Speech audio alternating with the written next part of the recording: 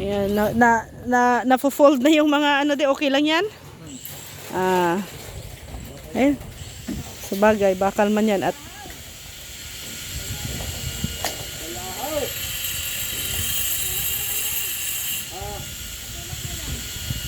maya, ibaba lang ang materyales.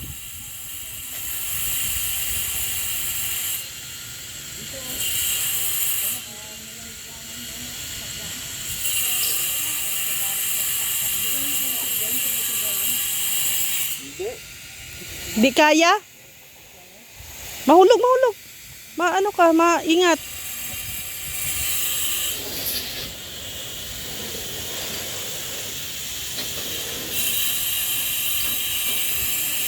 Mabigat yan, 4 yan. Isa-isa lang.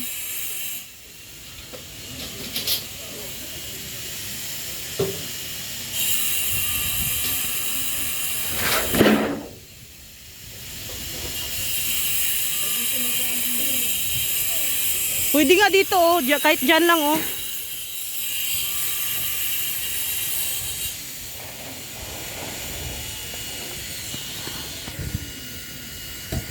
Ibaba lang muna at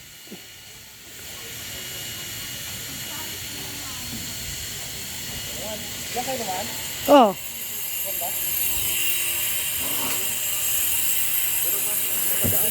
Mas okay dito, hindi maputik kaysa dyan. Lubog. Oo. Matubig lang. Matubig. Oo, matigas ang ano niya, lupa.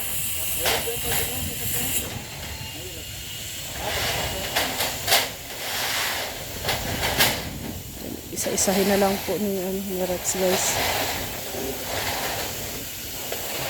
Oh!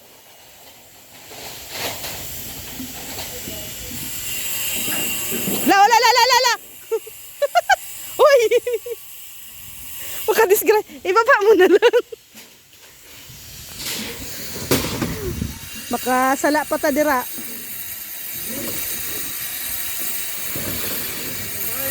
Ha? Hirap? Pero kaya lang. Sarili naman, sariling bahay.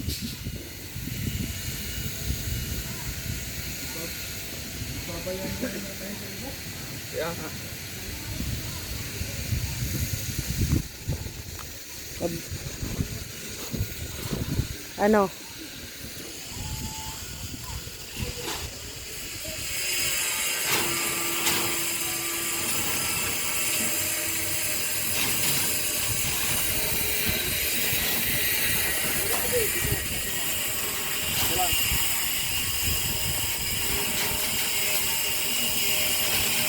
May naipit kasi isa.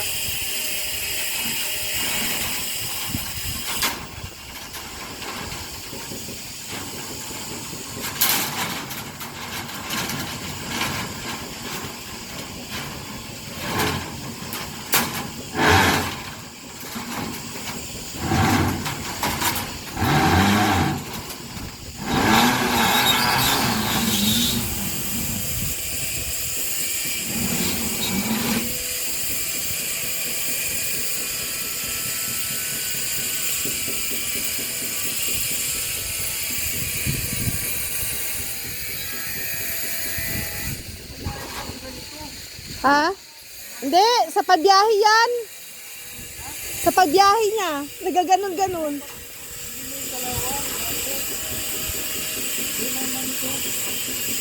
Ha? Iwan ko kay Rex.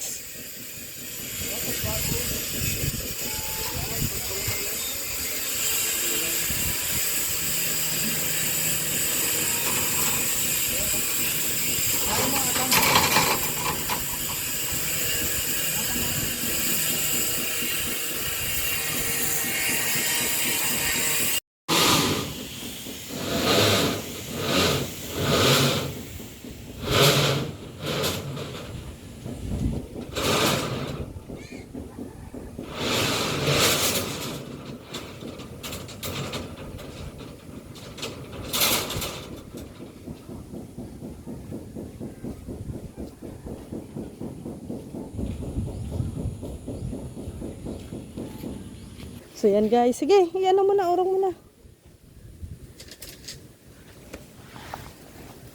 Mag-ano kami ni Rex. No choice. Okay. So yan guys. Ano kami ni Rex. Hanggang doon sa lote. Kasi lahat ay busy. Busy po ang mga trabahador.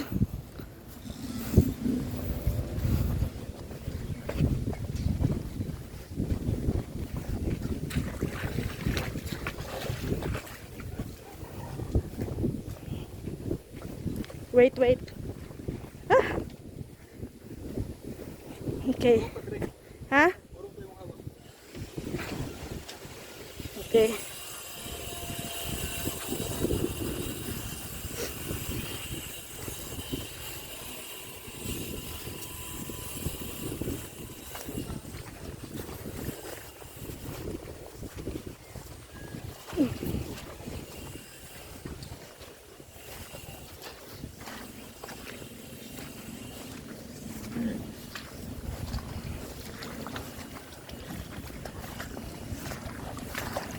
Wait. Yan o sa tuod.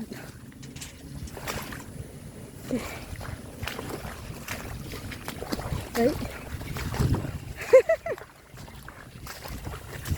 May bubuhatin doon. Baka wala na kayong trabaho. Wait lang de. Bigat. Ay.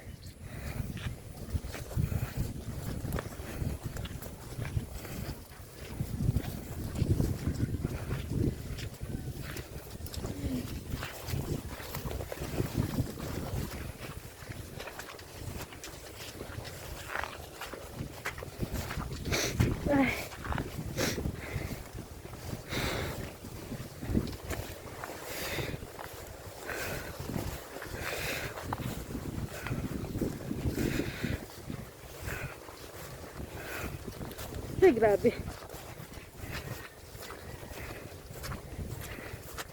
Ah. Ah. Grabe. Pagod. Grabe guys, so wala kaming gloves. Ah. Nakahingal din pala, no?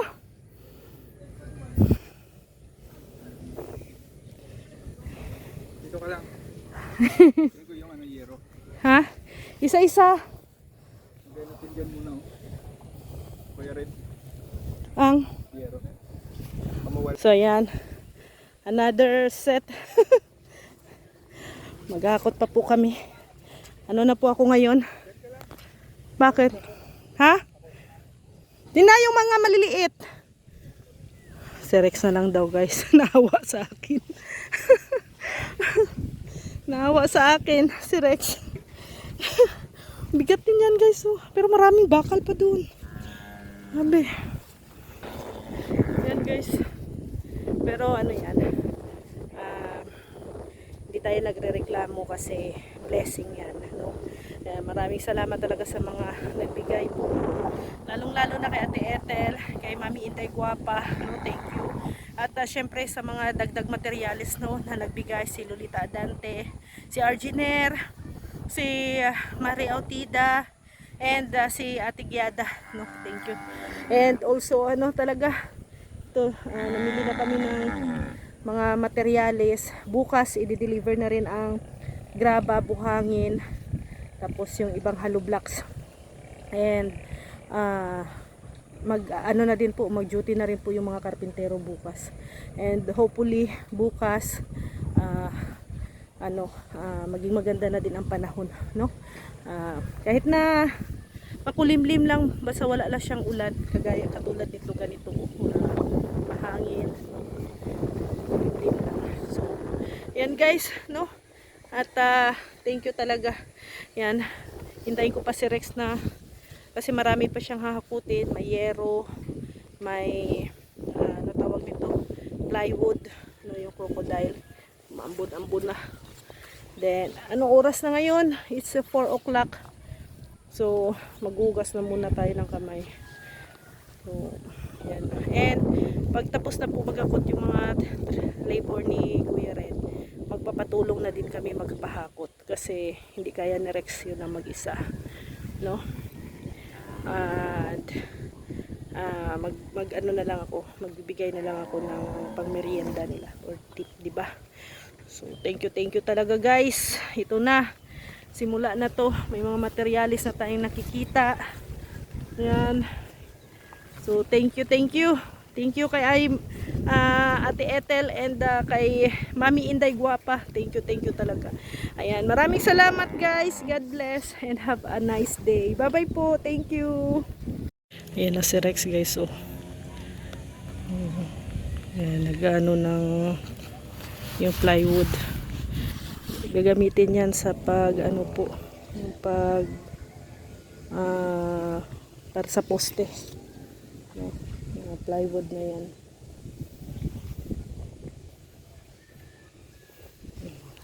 Tatlong plywood yan guys. So tatlong ano din. Balik-balik yan. Yung ano lang to guys, yung manipis lang po to. Mostly ginagamit nila ngayon para sa poste, framing ng poste. So ayan na guys, nandito na din po yung plywood, yung hierro na gagawin para sa barracks. Itong mga bakal, kahoy. Bukas yung bukas i-deliver yung buhangin at graba. So guys, so dito tayo dadaan kasi ano na lang man na yun, bakal. So hindi na natin kaya magbuhat pa ng bakal. So magpapautos na lang tayo dyan. So kung sino ang magbuhat ng bakanting pwedeng makaalalay kay Rex sa pagbuhat ng bakal, kasi medyo sobrang bigat po yun guys, yung bakal. So hanap muna si Rex ang magiging katuwang niya doon sa bakal. So ayan, maraming salamat po at syempre maraming salamat din po sa subaybay po ninyo dito po sa ating munting bahay, no? Yan, bukas layout na, update po namin kayo, no, kung ano po ang magiging ganap bukas dito sa ating munting bahay. Maraming salamat po.